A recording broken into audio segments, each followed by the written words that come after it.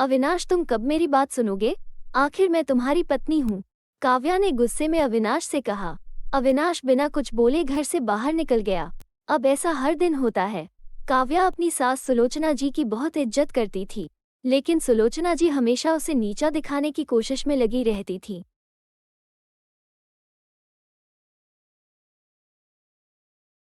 आज भी वही काव्या ने सुबह जल्दी उठकर नाश्ता बनाया।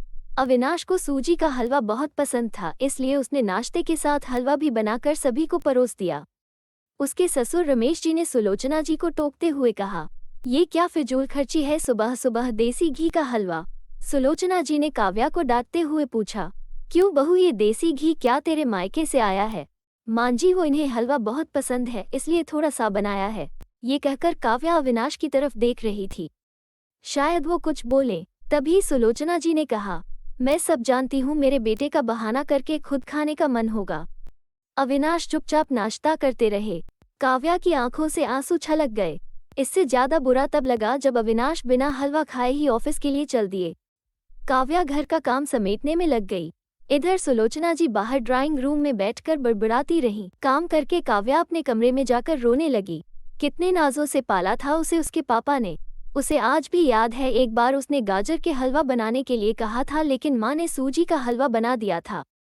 पापा को जब ये पता लगा तो वे तुरंत बाजार गए, वहां से ढेर सारा गाजर का हलवा लाए थे और उस दिन बिना कहे 2-3 दिन में गाजर का हलवा बनने लगा। आज उसे सूजी के हलवे के लिए कितनी बातें सुनाई जा रही हैं। उसे गुस्सा सास ससुर पर नहीं, अविनाश पर था, जो कि कुछ नहीं बोल पाए। शाम को जब उसने अविनाश से शिकायत की तो वो बस इतना ही बोले, इस घर में केवल माँ की पसंद का खाना बनता है, आगे से मेरी पसंद का कुछ मत बनाना। काव्या ने अविनाश से बात करनी बंद कर दी। आखिर क्या कसूर था काव्या का? यही कि वह अविनाश से बहुत प्यार करती है। इसी तरह कुछ दिन बीत गए। एक दिन काव्या ने सुलोचना जी से कहा, मां जी, मैं अपने घर जाना चाहती हूँ कुछ दिन के लिए। अगर आप कहें तो आज ही चली जाऊं। कई दिन पहले माँ का फोन आया था। कह रही थी पापा की तबीयत ठीक नहीं है। वहां जब भी जाती है 1 सप्ताह से वापस नहीं आती। घर का काम कौन करेगा? तेरे ससुर और मेरा बेटा शाम को थक हार कर घर आएंगे। यहाँ उन्हें खाना भी नसीब नहीं होगा। मुझे तो चक्कर आ रहे हैं। मैं खाना नहीं बना सकती। जाना है तो 1 दिन के लिए चली जा। काव्या मन मारकर 1 दिन के लिए पीहर पहुंच जाती है। वहां पहुंच कर उसे और भी आश्चर्य होता है। भाभी, मम्मी पापा कहाँ गए? काव्या ने घबरा कर पूछा। उन दोनों का घर में मन कहाँ लगता है, तीरथ पर गए हैं।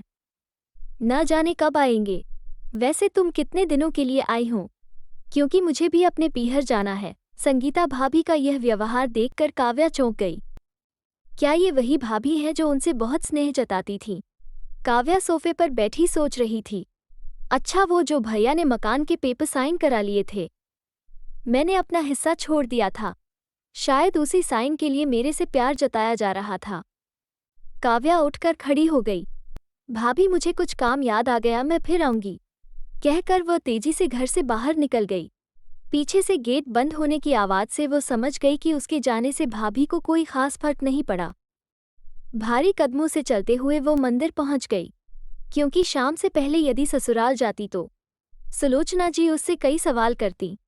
मंदिर में जाकर उसने भगवान के दर्शन किए। बस न कुछ मांगा न कुछ बोला। भगवान के चरणों में शीश नवाकर वो बाहर आकर बैठ गई। तभी सामने के पेड़ के नीचे उसे अपने माता पिता बैठे दिखाई दिए। काव्या भागकर उनके पास पहुंची। काव्या को देखकर उसकी मां रोने लगी। बेटी, तू यहाँ कैसे? पापा ने पूछा। वो छोड़िए, ये बताइए आप यहाँ कैसे? आप तो तीर्थ यात्रा पर गए थे। काव्या के सब्र का बांध टूट गया। उसकी आंखों से आंसू बह रहे थे। बेटी, तेरी भाभी ने तुझसे झूठ बोला है। बिजनेस में पैसा लगाने के लिए तेरे भैया ने मकान अपने नाम करा लिया। मकान के कागज गिरवी रखकर साहूकार से कर्ज ले लिया। उसके बाद हम बोझ बन गए, हमें घर से निकाल दिया। पापा, अब क्या होगा? काव्या ने रोते हुए पूछा। बेटी, तू चिंता मत कर, हम कहीं वृद्धा आश्रम में चले जाएंगे। तू अपनी ससुराल जा, वहां किसी को ये बात मत बताना। अपने माँ बाप को इस हाल में देखकर वो उन्हें अपने साथ ले जाना चाहती थी, लेकिन जहां उसकी कद्र नहीं है वहां माँ बाप की क्या इज्जत होती। भारी मन से काव्या ससुराल की ओर चल दी। आज उसे अपने लड़की होने पर अफसोस हो रहा है। काश वो अपने माता पिता के लिए कुछ कर पाती। घर आकर उसने बहुत मुश्किल से घर का काम निपटाया। उसके बाद अपने कमरे में जाकर गुमसुम बैठ गई। उसकी आंखों से आंसू बह रहे थे। अविनाश अपने ऑफिस के काम में लगे हुए थे। जब वे सोने आए तो काव्या से पूछ बैठे, क्या बात है, आज फिर माँ की कोई बात बुरी लग गई जो आंसू बह रही हों? काव्या अपने को रोक नहीं पाई और उसने रो रो कर सारी बात अविनाश को बता दी। क्या माँ पिताजी को यहाँ ले आए? वे इस उम्र में कहाँ जाएंगे? अविनाश ने कोई जवाब नहीं दिया और करवट लेकर सो गए। इस बात से काव्या को बहुत गुस्सा आया। आज से मैं भी इनके माँ बाप की सेवा नहीं करूंगी। देखती हूँ कौन इनकी सेवा करेगा। रोते रोते काव्या सो गई। 2-3 दिन बीत जाने पर उसकी चिंता बढ़ती जा रही थी। एक दिन वो सब्जी लेने के बहाने उसी मंदिर में पहुंची, लेकिन उसके माता पिता वहां नहीं थे। पंडित जी, यहाँ मेरे माता पिता उस पेड़ के नीचे बैठे थे। कई दिन से उनका कुछ पता है? तुम्हारा नाम काव्या है क्या? पंडित जी के मुंह से अपना सुनकर काव्या ने पूछा। जी हाँ, लेकिन आपको कैसे पता? तुम्हारे माता पिता ने ये पता दिया था और कहा था वे अब यहाँ रहते हैं। काव्या ने पता देखा, वो यहाँ से कुछ दूर का था। काव्या ने मंदिर के बाहर निकलकर ऑटो रिक्शा किया और उस पते पर पहुंच गई। दरवाजा खटखटाया तो एक लड़की निकल कर आई। यहाँ का पता मुझे पंडित जी ने दिया है, काव्या बोली। आप काव्या दीदी हो? अंदर आ जाओ।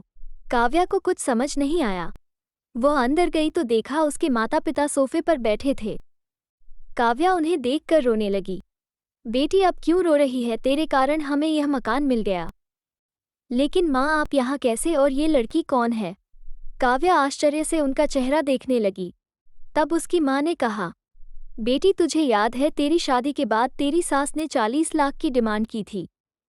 दामाद जी को बिजनेस खोलना था, इसलिए तेरे पिता ने उनकी डिमांड पूरी कर दी थी, जिससे कि तू सुखी रहे। जब तू हमसे मिलकर गई उसके अगले दिन दामाद जी आए। उन्होंने तेरे पापा के पैसे लौटा दिए, क्योंकि उन्होंने कोई बिजनेस शुरू नहीं किया था। तेरे पापा ने मना भी किया लेकिन वे नहीं माने। उसके बाद उन्होंने प्रॉपर्टी डीलर से मिलकर 2 दिन में यह मकान खरीद दिया। साथ 5 लाख रुपए बच गए। इससे उन्होंने ये लड़की नौकरी पर रखवा दी जो हमारी केयर करेगी। लेकिन माँ, उन्होंने मुझे तो कुछ नहीं बताया। काव्या की आंखों से आंसू बह रहे थे। वो रोते हुए वहां से अपने घर आ गई। घर आकर वो सोच रही थी, अविनाश ने कभी उसके लिए आवाज नहीं उठाई, लेकिन मेरे माता पिता के लिए इतना करने कर दिया जो कि कोई सगा बेटा भी नहीं कर सकता। रात को उसने अविनाश से पूछा, आपने ऐसा क्यों किया? अगर मांझी को पता लग गया तो क्या होगा? अविनाश का जवाब सुनकर काव्या रोने लगी। अविनाश ने कहा, जैसे तुम्हारे लिए ये माता पिता हैं, वैसे ही मेरे लिए भी तो वो माता पिता हैं। मैंने पैसे लेते समय ही सोच लिया था कि एक दिन ब्याज के साथ सारे पैसे लौटा दूंगा, लेकिन जब बिजनेस शुरू नहीं हो पाया तो मैं इन पैसों को अपने पास रखकर सही समय आने का इंतजार कर रहा था। अगर मैं तुम्हारे माता पिता को अपने घर ले आता तो उनका आत्मसम्मान हर दिन उन्हें धिक्कारता। बेटी के घर वे रहना पसंद नहीं करते, वे अपमानित न हों, इसलिए मैंने ये सब किया। अविनाश, मुझे माफ कर दो। आज तक मैं तुम्हें गलत समझती रही। तभी पीछे खड़ी सुलोचना जी बोली, बेटी, वह पैसा हमने उधार लिया था, वो तुम्हारे पिता की अमानत थी। मैंने और अविनाश ने पहले ही फैसला किया था कि ब्याज के साथ तुम्हारे पैसे लौटा देंगे। चल अब सो जा, सुबह नाश्ता टाइम पर नहीं बना तो अच्छा नहीं होगा। उनकी बात सुनकर काव्या, अविनाश और सुलोचना जी जोर से हंसने लगे।